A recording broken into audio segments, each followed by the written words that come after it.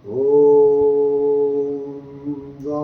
सुपर्ण सयुजा सखाया समानं रक्षं परिशेषजाते तयोरन्यः पिप्लं स्वाद्वातन्सन्न्यो अभिचाक्षीति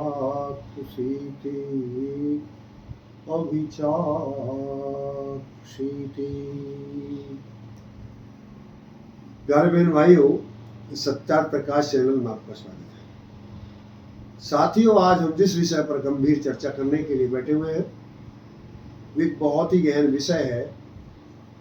हम ग्राम टीले में आर्य समाज का कार्यक्रम चल रहा है, वहां पर गए थे।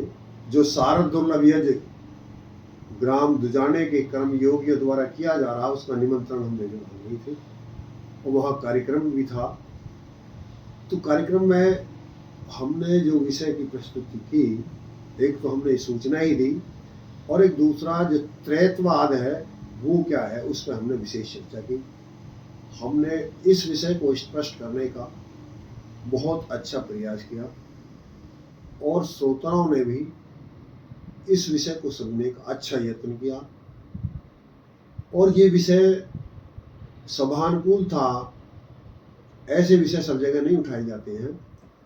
तो सभा की पात्रता और योग्यता देख करके मैंने इस विषय का वहाँ प्रस्तुति की थी। इस विषय की प्रस्तुति से हमारे सत्येंद्र भगत जी इतने प्रभावित हुए कि उन्होंने दुजाने में होने वाले सारद दुर्लभ यज्ञ के लिए एक प्रस्तुति के रूप में, एक प्रशस्ति के रूप में 11,000 रुपये भी दिए।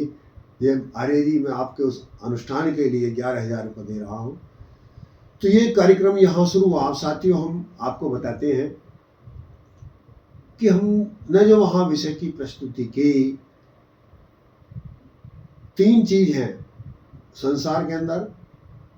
और ये विषय मैं इसलिए भी प्रस्तुत कर रहा हूँ कि जिन व्यक्तियों ने कल ये विषय सुना है और वो चाहें तो पुनः सुन सकते हैं। और वहाँ यदि कोई विषय स्पष्ट नहीं हुआ है तो वह विषय भी स्पष्ट हो जाए। और वहाँ तो एक बार सुन लिया, दोबारा नहीं सुन सकते।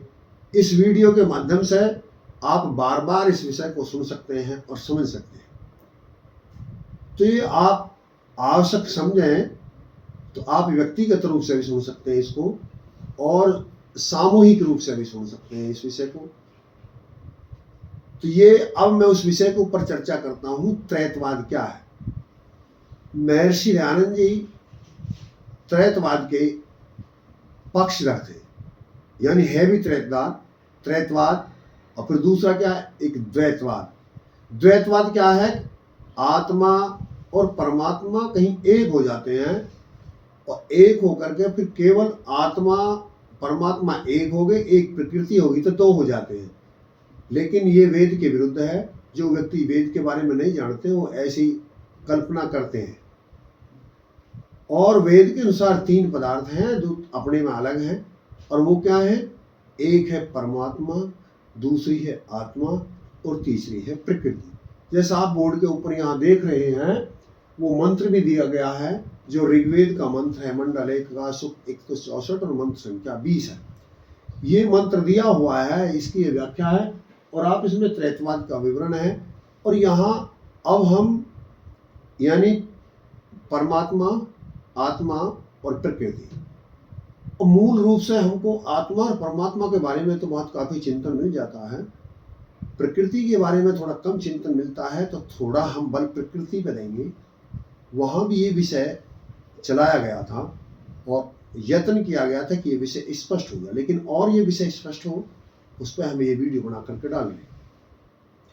साथियों, जैसे हमने बता दिया कि ये 3 पदार्थ हैं, ये स्वभाव से अनादि हैं। यानी अनादि पदार्थ भी 2 प्रकार के होते हैं, एक प्रवाह से अनादि होते हैं, एक स्वभाव से अनादि होते हैं। तो जो पदार्थ प्रवाह से अनादि हैं, जैसे शब्द है, आकाश है जन्म है, मृत्यु है, सृष्टि है, प्रलय है, ये सब चीजें प्रभास अनादि हैं, ये सदैव रहती हैं। लेकिन 3 पदार्थ ऐसे हैं जो स्वभाव से अनादि हैं। वो क्या है? आत्मा, परमात्मा और प्रकृति। ये जितने हैं इनको कोई घटा बढ़ा नहीं सकता। और ये किस तरह घटते बढ़ते हैं, अवस्था अंतर क्या होती है, इसको चाहे समझना उद्देश्य है। यानी जो पदार्थ यदि इनका घटना बढ़ना हो तो ये अनादि ना रहे, लेकिन ये घटते बढ़ते भी किस प्रकार हैं, अवस्थांतर क्या होती है, इसका विश्लेषण हम यहाँ करते हैं। किस तरह घटते हैं, किस तरह बढ़ते हैं, क्या इनकी अवस्था होती है, तो इस विषय को स्पष्ट करने का हम यत्न इस वीडियो के माध्यम से करेंगे। तो यदि किसी को ये वीडियो में कुछ समझ में ना आए तो वो दोबारा सुने, हो सकता है उसकी शंका का समाधान हो जाए। यदि फिर भी ना हो तो कृपया टिप्पणी कर दें, हम उसका फिर दूसरी वीडियो के माध्यम से या उस पर लेखन के माध्यम से उसकी शंका का समाधान करेंगे। विषय जरूर गहन है। इस विषय के समझने के लिए वक्ता का भी और श्रोता का भी चित्त स्वस्थ होना नितांत आवश्यक है, और समय भी लगेगा। आप कहेंगे जितना समय तो आपने भूमिका में ले लिया, वीडियो में कितना लेंगे?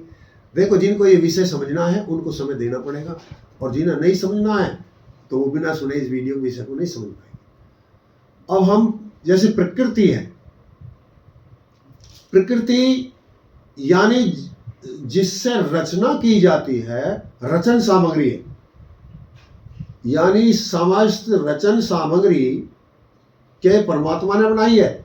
परमात्मा रचन सामग्री को नहीं बनाता, रचन सामग्री से परमात्मा रचना करता है। लेकिन फिर अब प्रश्न आया, घटती बढ़ती कैसे है?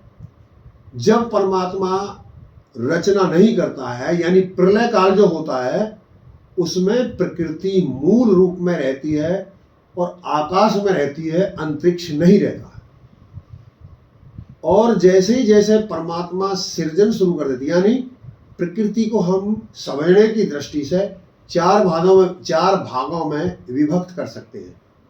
नंबर 1 जो प्रकृति है, और फिर प्रकृति से जो अवस्था अंतर होगा, प्रकृति वही रहेगी, प्रकृति से अवस्था अंतर होगा, सृजन शुरू होगा, यानी निर्माणाधीन। जब निर्माण चल रहा है वो भी प्रकृति की अवस्था है, और एक जब निर्माण हो चुका है वो भी प्रकृति की ही अवस्था है, और एक जब विघटन चल रहा है, विघटित नहीं हुई है, विघटन चल रहा है, टूटन चल रहा है। जैसे कि माना कि मेरा तरुण अवस्था में 150 किलो वजन और आज 90 किलो वजन हो जाए, तो 60 किलो वजन कहाँ गया? जो विघटन की अवस्था में आया। ये पहले क्या था? स्थूल के रूप में था, निर्माण था, लेकिन वो 60 किलो वजन अब कहाँ चला गया? कहाँ गया? निर्माण तो घट गया, प्रकृति निर्माण तो घट गया, लेकिन जो अवस्था घट के कहाँ गई? अब ये विषय फिर मैं यत्न करता हूँ। माना कि ये जो पूरा विश्व है उसमें रचन सामग्री भरी हुई है, उसमें रचन सामग्री भरी हुई है, और परमात्मा उससे रचना करता है। जैसे माना कि जैसे विश्व है, ऐसी एक हम ये कमरा ले लेते हैं, और कमरे में हम कोई भी मिठाई की चीज रख देते हैं, सामान जिससे हमें मिठाई तैयार करनी है, रॉ मटेरियल। अब हमने वो रख दिया, जैसे जैसे हम उसकी रचना करेंगे, जब हमने जिसको संगठित किया, बनाया, अब वो एक अवस्था थी। जैसे जैसे हमने निर्माण शुरू किया, मान लीजिए एक पदार्थ पूरे उसमें भरा हुआ था, थोड़ी देर के लिए मैं और यत्न करता हूं। जैसे कपास भरी हो, माना कि एक कमरे में आप ऊपर तक कपास भर दीजिए, और उसमें फिर जब कपास भरी हुई है तो कोई भी चीज रखने की जगह नहीं है, लेकिन आप उसी कपास से फिर निर्माण शुरू कर दीजिए। जो कमरे में कपास भरी हुई थी उसके आपने कपड़ा बनाने शुरू कर दिए। अब जैसे ही आपने कपड़ा बनाने शुरू किए तो जैसे सूत का बनना शुरू हुआ, उस सूत में और कपड़ा में अंतर है प्रकृति। फिर वो फटेगा, वो घिस घिस के जाएगा तो उसमें अंतर होगा, जब पूरा नष्ट हो जाएगा जब उसमें अंतर होगा। तो ऐसे ही जो मान ली कमरे में रुई भरी हुई है, तो रुई किस में भरी हुई है? आकाश में भरी हुई है। लेकिन जैसे ही वहां सृजन शुरू होगा तो आकाश तो कम होना शुरू हो जाएगा और अंतरिक्ष का बढ़ना शुरू हो जाएगा। अब आप कहेंगे क्या आकाश और अंतरिक्ष अलग अलग है? हाँ, आकाश और अंतरिक्ष अलग अलग है। आकाश की रचना परमात्मा नहीं करता है, अंतरिक्ष की रचना परमात्मा करता है, या जीव भी करता है। यानी दो करता है, जैसे हमने बता दिए संसार में एक मुख्य निमित्त करता परमात्मा है और साधारण निमित्त करता जीव है। तो दोनों ही अंतरिक्ष की रचना करते हैं अपनी अपनी रचनाओं में। ऐसे ही यहाँ यानी जो पदार्थ है जब वह प्रकृति रूप में होता है, यानी जब वो रचन सामग्री होती है, वो घटती बढ़ती नहीं है। रचन सामग्री आप देखेंगे घटती बढ़ती नहीं है, लेकिन किस प्रकार घटती है, किस प्रकार बढ़ती है, जो पहले प्रकृति थी। जब प्रलय काल में क्या थी? प्रकृति। और सृष्टि काल में क्या होगी? कृति। जैसे ही सृष्टि काल प्रारंभ होगा, प्रकृति घट जाएगी और कीर्ति बढ़ जाएगी। और जब प्रलय काल आएगा, जब कीर्ति घट जाएगी और प्रकृति बढ़ जाएगी, लेकिन मूल रूप में मैटीरियल उतना ही रहेगा, उसका रूप परिवर्तित हुआ। जैसे कि एक ईंट ले लेते हैं हम, और ईंट को हम छोटे छोटे भागों में विभक्त कर देते हैं। जब तक वो ईंट रहती है, वो ईंट की आकृति है, लेकिन हमने तोड़ करके वो फिर मिट्टी बना दी है। जैसे हमने मिट्टी से ईंट बनाई थी, फिर ईंट से मिट्टी बना दी। यानी हम जल ले लेते हैं, उसकी बर्फ जमा लेते हैं, जैसे हमने बर्फ का निर्माण कर लिया और फिर उसको जल में परिवर्तित कर दिया। तो यहाँ जो प्रकृति जब सृष्टि रहती है, जब क्या किस रूप में रहती है? कृति के रूप में रहती है। हम जो अपनी आंखों से देखते हैं प्रकृति नहीं देखते, लेकिन हम साधारण वे में प्रकृति बोलते हैं। हम जितने भी देखते हैं वो कृति देखते हैं, या तो वो मनुष्य की कृति है या वो फिर परमात्मा की कृति है। कृति है प्रकृति, हमारी प्रकृति देखने की सामर्थ्य जीव की नहीं है, केवल परमात्मा ही उसका दर्शन कर सकता है और उसी उसका संघात कर सकता है। हम उन परमाणुओं को पकड़ भी नहीं सकते, ये जीव की सामर्थ्य के बाहर है। परमाणुओं को परमात्मा ही विघटित भी परमात्मा ही करता है और संगठित भी परमात्मा ही करता है, ये उसका विषय है। परमात्मा की रचना जब हो जाती है, रचना में से रचना हम जीव करते हैं। तो यानी जो प्रकृति है, परमात्मा प्रकृति को नष्ट नहीं कर सकता, प्रकृति को बढ़ा नहीं सकता, प्रकृति को घटा नहीं सकता, ना जीव घटा सकता, ना परमात्मा घटा सकता। किस तरह ये घटती है? जब रचना होती है तो प्रकृति घट जाती है। यानी प्रलय काल में क्या होती है? केवल ओनली प्रकृति होती है। और जब सृष्टि काल होता है उसमें केवल प्रकृति नहीं होती है, कृति भी होती है।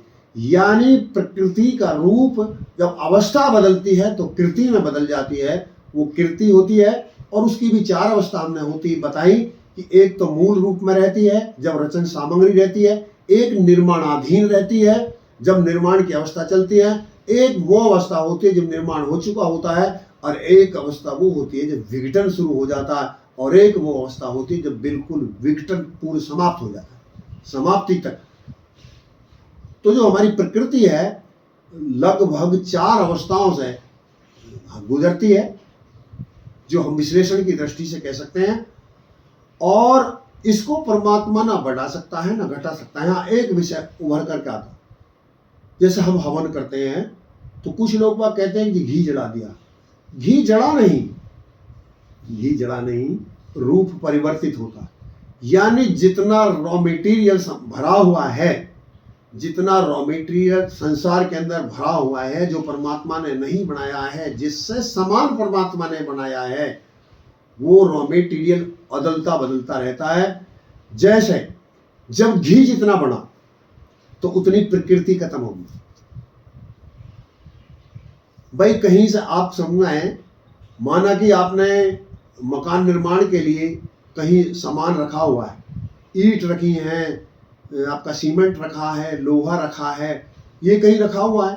तो जिस गोदाम में, जिस भंडारण में आपका रचन सामग्री रखी हुई है और जिस निर्माण पर आपको जहां जाकर के निर्माण करना है, जहां आप निर्माण कर रहे हैं वहां केवल आकाश है। लेकिन जब आप निर्माण शुरू करेंगे तो जहां जिस भंडारण में आपकी रचन सामग्री रखी हुई थी वहां से कम हो जाएगी, खत्म हो जाएगी। और वो रचन सामग्री जो आकाश के अंदर थी अब वो अंतरिक्ष का भी रूप देगी। आकाश के अंदर है लेकिन उसके अंदर अंतरिक्ष की व्यवस्था, यानी अंतरिक्ष क्या है? जो कमरे के भीतर की जो ये दूरी है, ये हमारे द्वारा अंतरिक्ष पैदा किया गया। जो पोलापन कमरे के अंदर है, ये अंतरिक्ष है, और जिसमें कमरा है वो आकाश है। यानी आकाश कमरे के अंदर अंतरिक्ष है और कमरे के बाहर आकाश है, यानी बिल्डिंग के बाहर आकाश है। तो ये अंतरिक्ष ऐसे ही परमात्मा आकाश को नहीं बनाता। आकाश को यदि परमात्मा बनाता तो प्रकृति, आत्मा और परमात्मा काहे में रहते? तो वो परमात्मा नहीं बनाता, वो पहले से ही होते हैं, उसी में पदार्थ रहते हैं, केवल उनका संघात करता है परमात्मा। तो जब उनका परमात्मा संघात करता है तो ये प्रकृति अवस्थान्तर होती रहती है। जैसे हमने घी जलाया, नष्ट नहीं हुआ, सामग्री जलाई, नष्ट नहीं हुई, रूप परिवर्तित हुई और वायु में जाकर के मिल गई और उनके लिए उपयोग के लिए तैयार हो गई, जो संसार में जीव जंतु। यानी कोई भी पदार्थ नष्ट नहीं होता, रूप परिवर्तित होता है, लेकिन जिस पदार्थ की रचना होती है, जब रचना होती है तो रचन सामग्री कम हो जाती है। रचन सामग्री क्या है? प्रकृति, और प्रकृति से जो रचा जाता है वो क्या है? कीर्ति। जब कीर्ति बन जाती है तो प्रकृति कम हो जाती है और कीर्ति बढ़ जाती है। यानी फिर जब प्रलय काल होता है, जब केवल प्रकृति होती है, कीर्ति नहीं होती है, केवल सब प्रकृति होती है, वहां आत्मा और जीव, परमात्मा, आत्मा जीव भी नहीं होता उस समय, केवल आत्मा और परमात्मा रहते हैं और वहां प्रकृति रहती है। अब जो प्रकृति है, जो वहां प्रकृति भरी हुई है, उसका न्यूनाधिक परमात्मा नहीं कर सकता। जैसे फिर मैं यत्न करता हूं, कुम्हार के पास में मिट्टी आपने दे दी, कुम्हार के पास में आपने मिट्टी दे दी, मिट्टी से उसने घड़ा बना दिया, ढकोसे बना दिए, अन्य पात्र बना दिए, लेकिन उसने मिट्टी को खत्म कर दिया एक जगह। तो मूल रूप मिट्टी तो खत्म होगी, अब मिट्टी नहीं है, अब क्या है? घड़ा है, अब बड़े पात्र हैं, अब मिट्टी नष्ट होगी। यानी ऐसे ही प्रकृति नष्ट हो जाती है और कीर्ति में बदल जाती है, लेकिन मूल रूप में उतनी ही रहती है, उसका घटना बढ़ना नहीं होता। जितनी प्रकृति संसार के अंदर भरी हुई है उतनी भरी हुई है, उससे हम रचन सामग्री बनाते रहते हैं।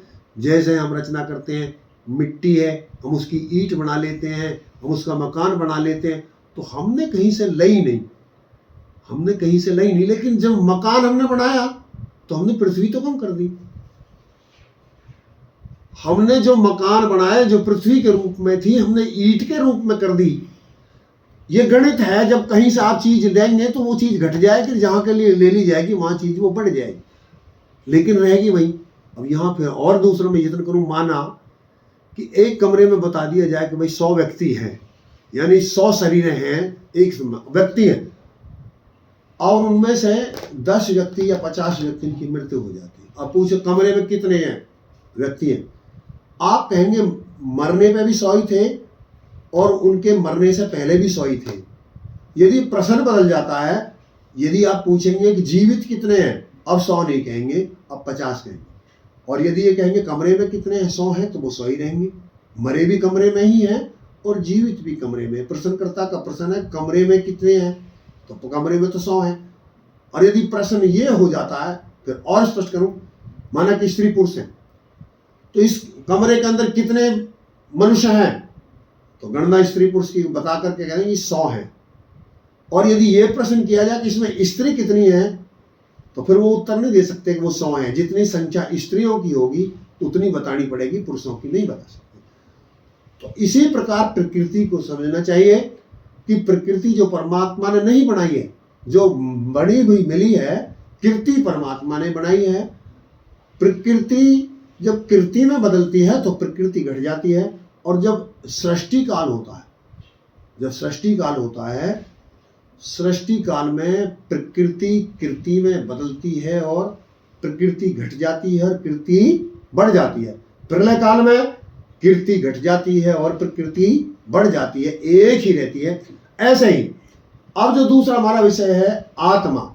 आत्मा क्या है कि यह भी निश्चित है, परमात्मा आत्माओं की संख्या को घटा बढ़ा नहीं सकता, और ना उसने वो बनाई है, जितनी सदैव से हैं उतनी ही है, उतनी ही रहेंगी। लेकिन इन आत्माओं की अवस्था अंतर होती है, इनकी आत्माएं उतनी ही हैं, लेकिन जब आप इन अंतर होने पे आत्मा किस प्रकार घटेंगी? प्रलय में जितनी भी हैं जीव नहीं है, आत्मा ही आत्मा है। लेकिन जैसे ही सृष्टि शुरू होगी आत्मा जीव में बदल जाएंगी और आत्मा कम हो जाएंगी।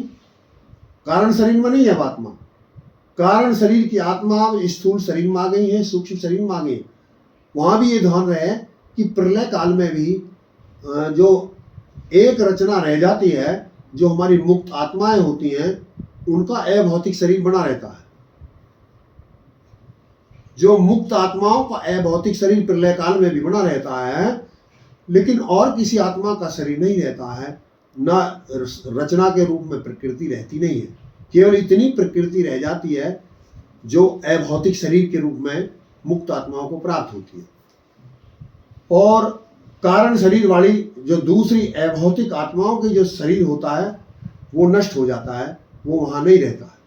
यानी अवस्था क्या है?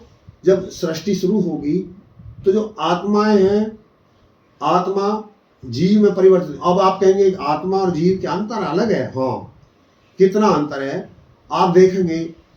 सत्यार्थ प्रकाश के अंदर भी या ऋग्वेद के अंदर भी आपको ज्यादातर ऐसा मिलेगा, जीव के लिए भी और आत्मा के लिए भी एक ही शब्द प्रयोग किया गया, क्योंकि जीव उतना ही रहता, घटते बढ़ते नहीं है, तो इसलिए सबको जीव भी कह सकते हैं।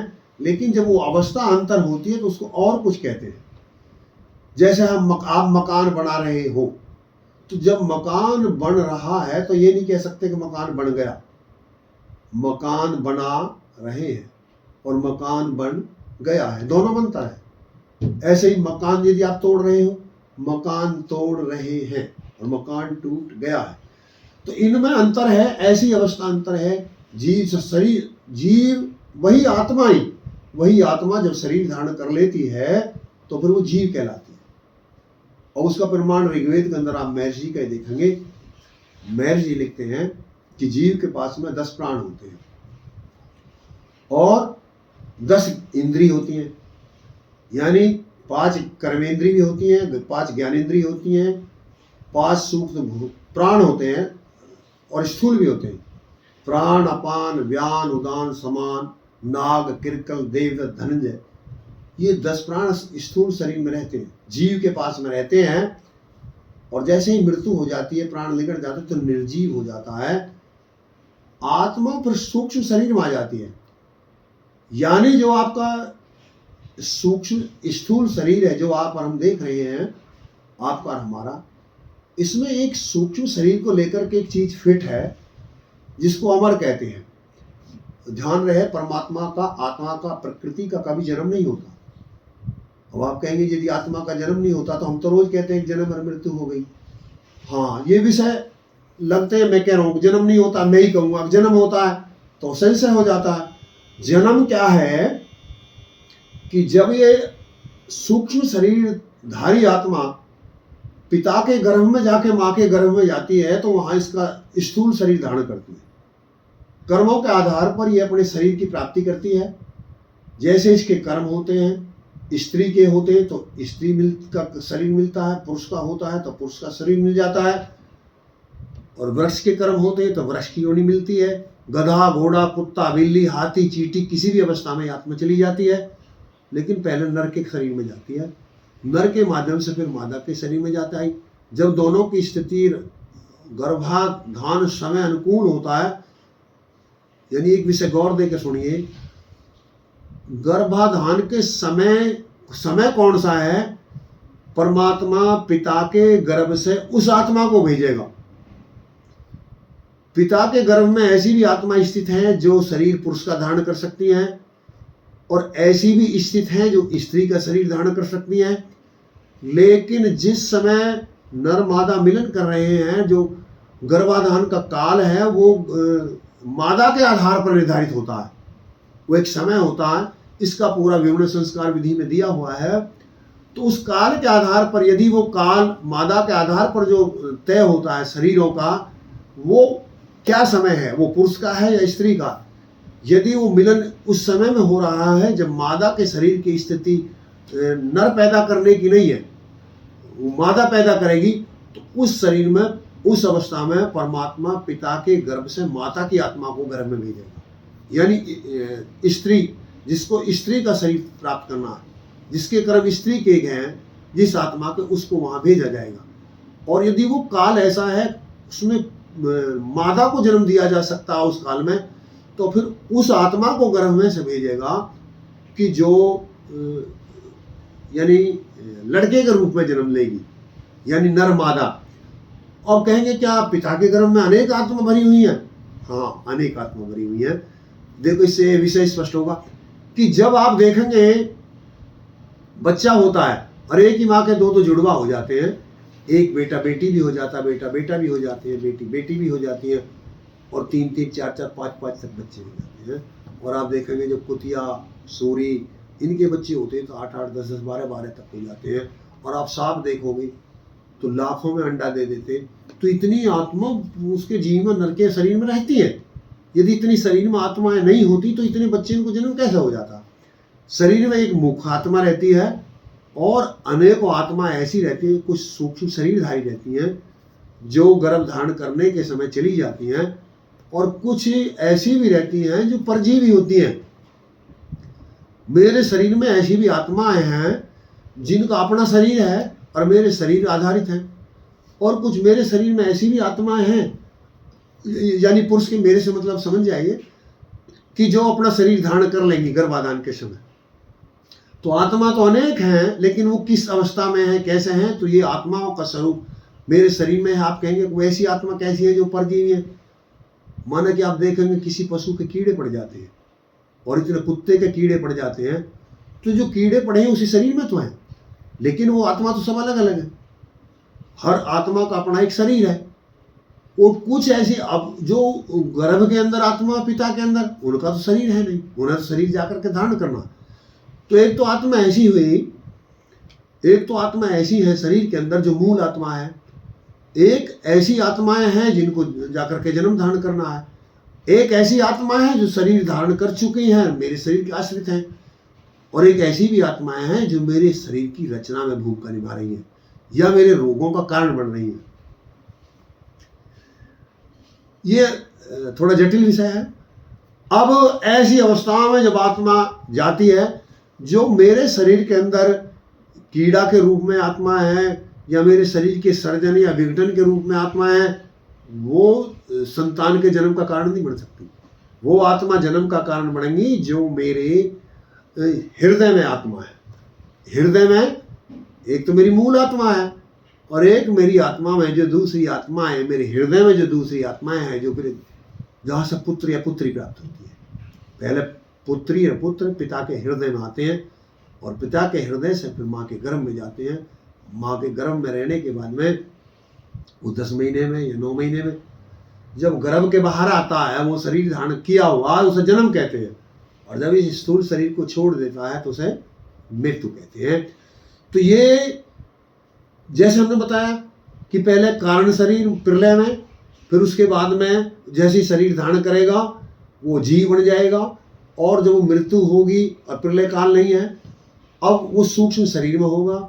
उसके पास में फिर 17 तत्व 7 प्रकाश में लिखे गए हैं और 18 भी माने गए हैं, क्योंकि 7 प्रकाश में चित्त और मन को एक माना गया है।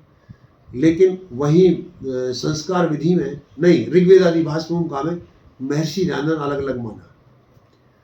तो वो अलग अलग मानते हैं तो 18 हो जाते हैं, दोनों को एक मान लेते हैं तो 17 हो जाते हैं। अब क्या हुए, हमने बताया कि जो हमारा स्थूल शरीर था उसमें 10 प्राण थे और 10 इंद्री थी, कर्मेंद्री भी थी। कर्मेंद्री, ज्ञानेंद्री, जिनसे हम ज्ञान करते हैं उन्हें ज्ञानेंद्री, और जिनसे कर्म करते हैं वो कर्मेंद्री। ये व्याख्या। और प्राण हमने बता दिए, हमारे हमारा शरीर जो चल रहा है प्राणों के आधार से चल रहा है। ये स्थूल शरीर में रहते हैं, लेकिन जब मृत्यु हो जाती है तो ज्ञानेंद्री सूक्ष्म रूप में हो जाती है। यानी 5 ज्ञानेंद्री रहती हैं सूक्ष्म शरीर में, 5 ज्ञानेंद्री रहती हैं, 5 सूक्ष्म भूत रहते हैं और 5 सूक्ष्म प्राण रहते हैं, और एक बुद्धि रहती है और एक चित्त रहता है, और यदि विश्लेषण करते हैं तो अलग अलग करते हैं चित्त और मन 18 हो जाते हैं। अब ये भी दो भाग होते हैं इसके, एक भौतिक होता है और एक अभौतिक होता है। यदि जीव के कर्म ऐसे हैं और वो मुक्ति में चला जाएगा, मुक्ति में जाएगा, उसको जन्म नहीं मिलेगा, तो उसको अभौतिक शरीर कहते हैं। यानी उस आत्मा को एक सामर्थ्य प्राप्त हो जाती है कि वो संकल्प शक्ति से अपने कर्मेंद्रियों की रचना कर लेता है। यानी स्वाद लेना चाहता है, बोलना चाहता है, देखना चाहता है, तो ये सब सामर्थ्य अपने संकल्प शरीर की सामर्थ्य उसमें आ जाती है, उसको अभौतिक शरीर कहते हैं। और भौतिक शरीर उन आत्माओं का होता है जिनको पुनर्जन्म धारण करना होता है। तो जो पुनः जन्म लेती हैं आत्मा, उनका पास में भौतिक शरीर होता है, जो जन्म धारण नहीं करती उनके पास में अभौतिक शरीर होता है। और ये जो प्रलय काल होता है तो अभौतिक शरीर जो है वो ऐसा ही रहता है, प्रलय काल में भी नहीं बदलता है, उसकी अवस्था नहीं बदलती है, और भौतिक शरीर बदल जाता है, वो कारण शरीर में चला जाता है। हम जैसे कर्म करते हैं उसी के आधार पर हम परमात्मा के अधीन हैं और परमात्मा से अलग है। आत्मा, आप देखेंगे गीता के अंदर ऐसा विवरण जो आज प्रस्तुत हो रही है, गीता के अंदर व्यास जी ने ऐसा विवरण नहीं दिया, लेकिन आज जो भाष्य के रूप में उपलब्ध हैं, जैसे वेदों के भाष्य भी रावण, सायण, महीधर, ऊभट आदि जो भाष्य छपे हुए हैं, वो वेद की मान्यताओं के विरुद्ध है। वेद के भाष्य हैं तो उनको मान के वेद को प्रमाणित नहीं किया जा सकता। ऐसे ही गीता में भी जो आज एक बात आप पढ़ने को मिलेगी कि आत्मा परमात्मा का अंश है, लेकिन ये मिथ्या बात है। आत्मा परमात्मा का कभी अंश या अंश नहीं है। वहां उनको गुरु शिष्य का संबंध है, और माता वो शरीर को रचना करता है, इसलिए उसको जननी भी कहते हैं, पिता भी कहते हैं। लेकिन जैसे संसार में कुलपति, राष्ट्रपति तो पिता थोड़ी है, तो जैसे राष्ट्रपति और पति में अंतर होता है, राष्ट्रपति और पति में अंतर होता है, कुलपति में अंतर होता है, यहाँ इसी तरह समझना चाहिए कि जो पिता है परमात्मा, वो हमारा भरण पोषण करता है, इसलिए वो हमारा पिता है। और ये शरीर उसी ने जना है, ये मेरी माँ ने थोड़ी बनाया था, ना पिता ने बनाया था, इसका जनक तो परमात्मा ही था। तो जो जनता उसको जननी कहते हैं, माँ कहते हैं, और वो भरण पोषण भी करता है। आप जब दुनिया में, हम भी जब दुनिया में आए थे, तो आने से पहले हमारी माताओं के स्तनों में दूध किसने भेज दिया था? परमात्मा ने भेज दिया था।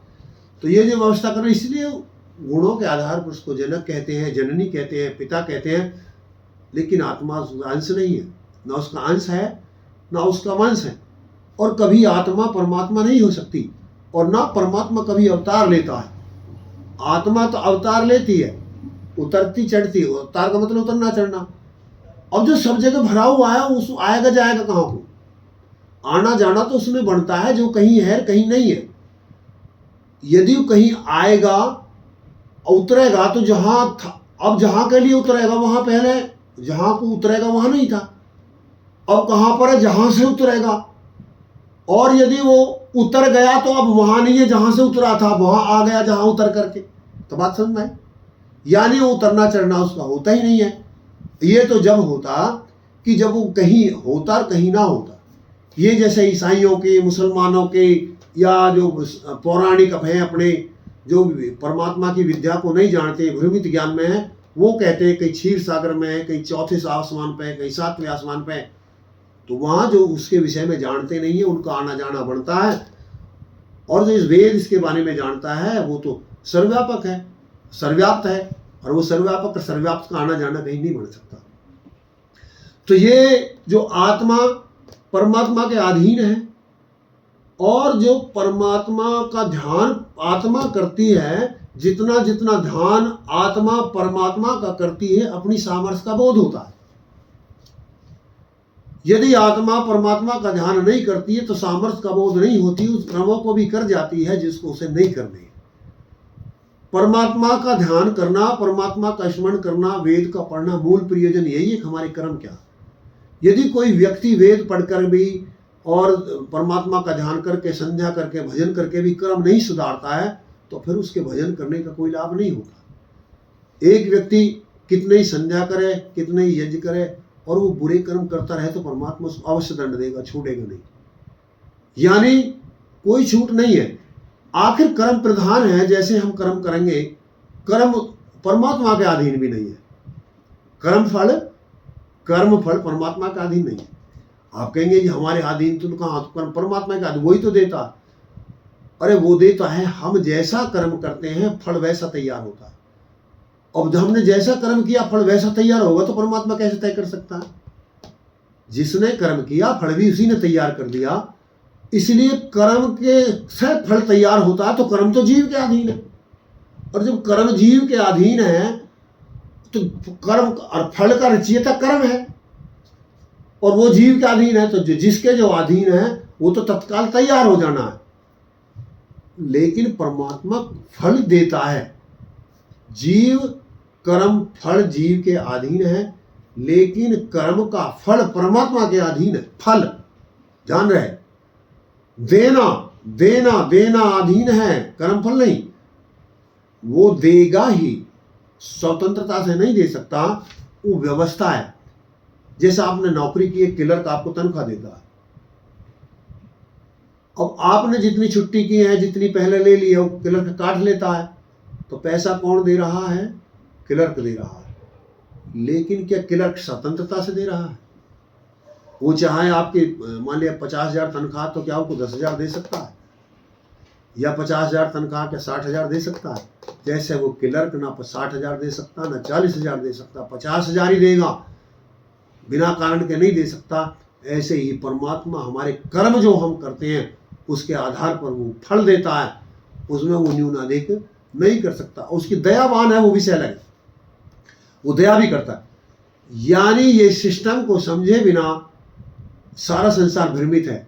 और ये ज्ञान विज्ञान केवल किसके पास में है? महर्षि दयानंद के पास में है। आप यदि इन विषयों को अच्छी तरह गहनता से समझना चाहते हैं तो महर्षि दयानंद को समझना पड़ेगा। तो ये कोई भी गुरु हमारे इस, जो आप आज प्रचलन देखा होगा कि आप नामदान ले लीजिए और आपने जितने बुरे कर्म किए सचखंड में चले जाएंगे, कोई सचखंड में नहीं ले जा सकता। ये सब झूठा है। जैसा आप देख रहे हैं, राम रहीम, आसाराम, रामपाल आदि दुनिया को सचखंड में ले जा रहे थे, लेकिन संसार के सामने आज सत्यता उनकी आ गई। लेकिन कुछ ऐसे मनुष्य हैं, दो प्रकार के मनुष्य संसार में होते हैं, एक तो समझते हैं, एक बहकते हैं। जिनके, अब मैं जो ये विषय बता रहा हूं ये बहकने के नहीं है, ये समझने के, और ये सबकी समझ में नहीं आ सकते।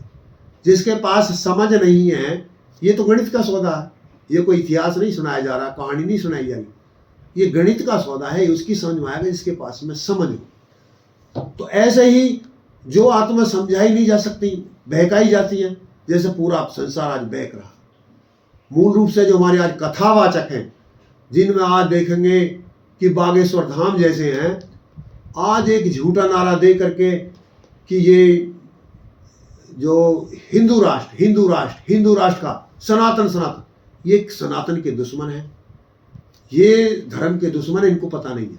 ये कह रहे हैं कि स्त्री गायत्री नहीं जप सकती, ये कह रहे हैं शूद्र वेद नहीं पढ़ सकते।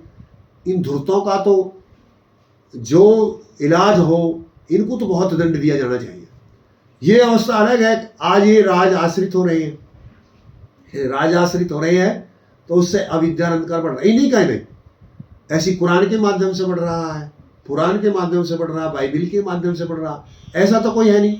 मेरा चैलेंज है, यदि विश्व में कोई ऐसा व्यक्ति हो जो सत्यता जानना चाहता हो और सत्य की प्रस्तुति कर सकता हो, तो उभर के केवल वेद आएगा। किसी की हिम्मत नहीं जो आर्य समाज को चैलेंज और चुनौती दे सके। लेकिन अफसोस है कि लोग बाग जानते भी नहीं है और मानते भी नहीं है। तो ये विषय, खैर हम अवस्था, दूसरा विषय लगा, हमने अवस्था बताई, यत्न किया, प्रकृति क्या है और जीव क्या है, आत्मा क्या है, एक ही अवस्था होती रहती है। देखेंगे, जैसे मैंने बताया, ऋषि जी को समझने के लिए ऋषि जी के और ग्रंथों को भी पढ़ना पड़ता है, यानी उसकी सामर्थ्य कितनी है। जो पूर्व अर्जित योग्यता होती है पाठक की और श्रोता की, उसके आधार पर विषय समझ आता है।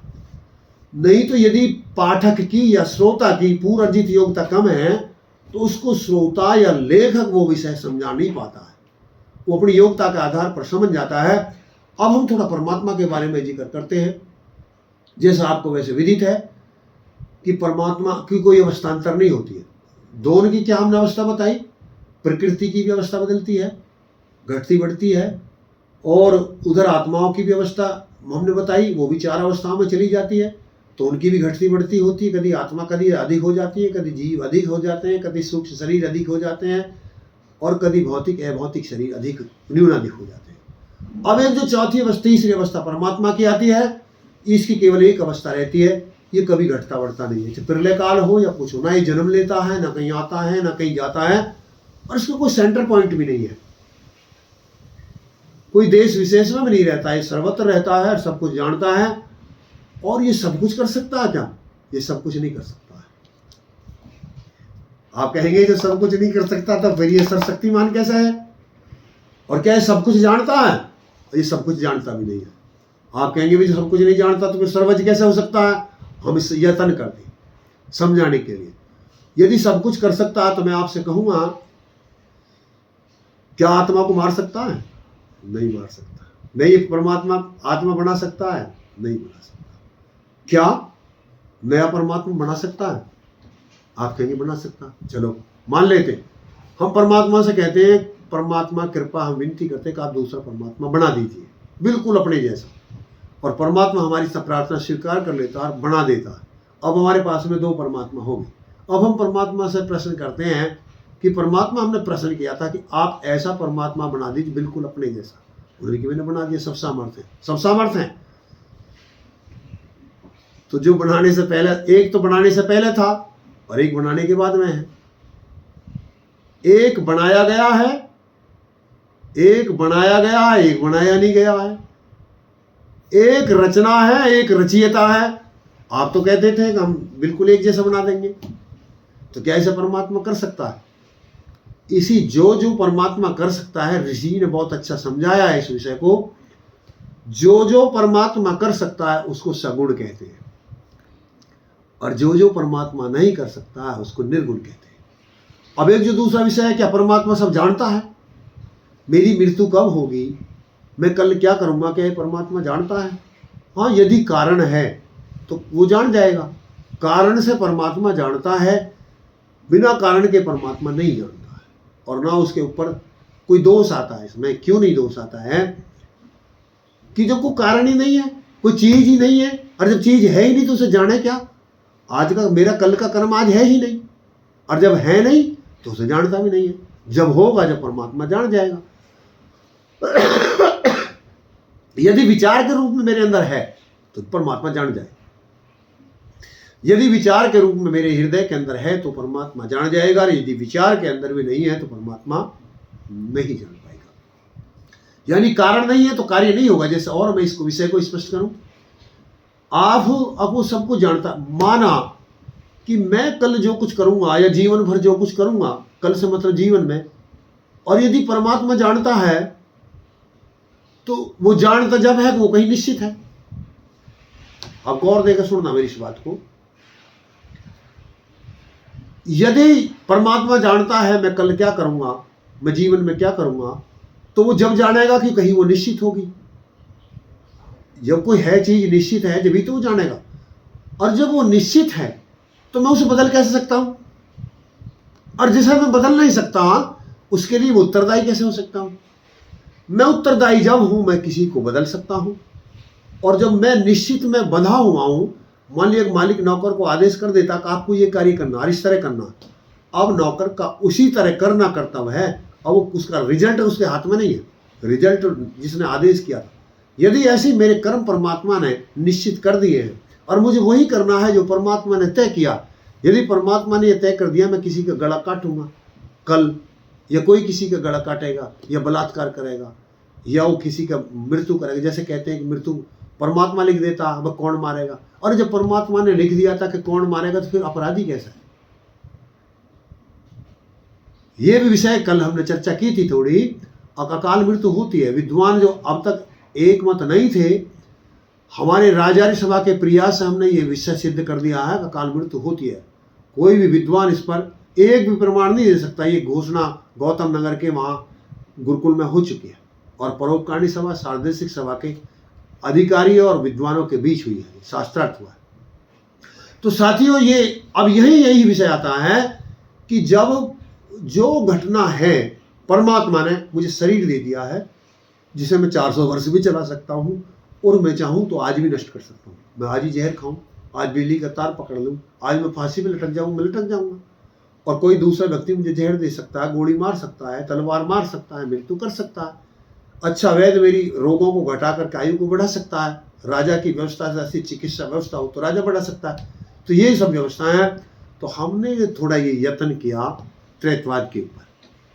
आशा है कि ये विषय आपकी समझ में आया होगा। और यदि कुछ विषय यत्न करने के उपरांत भी ऐसा अनछुआ रहा हो जिसे आप समझ ना पाए हो और समझना चाहते हो, तो कृपया आप उस पर टिप्पणी कर दीजिए। मैं इस विषय को स्पष्ट करने का पुनः यत्न करूंगा। आशा है कि मेरा ये पुरुषार्थ आपका कुछ लाभ करेगा और आपको लगता है कि ये वीडियो संसार के लिए उपयोगी है तो इसे आप शेयर कर दीजिए। और आप चाहते हैं कि हमारे द्वारा डाली गई वीडियो आप तक पहुँचे और आप उसको सुन पाएँ, तो उसके लिए प्रणाली है, एक सिस्टम है कि आप चैनल को सब्सक्राइब कर लीजिए और बेल आइकन की घंटी को दबा लीजिए, तो जिससे हमारे द्वारा जो वीडियो डाली जाएंगी वो आपके पास पहुंच जाएंगी।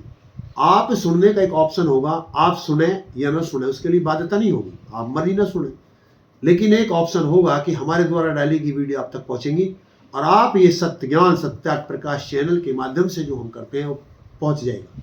और ये भी हमारा दावा है कि ये केवल ज्ञान आपको महर्षि दयानंद के शिष्यों द्वारा ही प्राप्त हो सकता है। महर्षि दयानंद को ना मानने वाले व्यक्तियों के पास में ये ज्ञान नहीं हो सकता।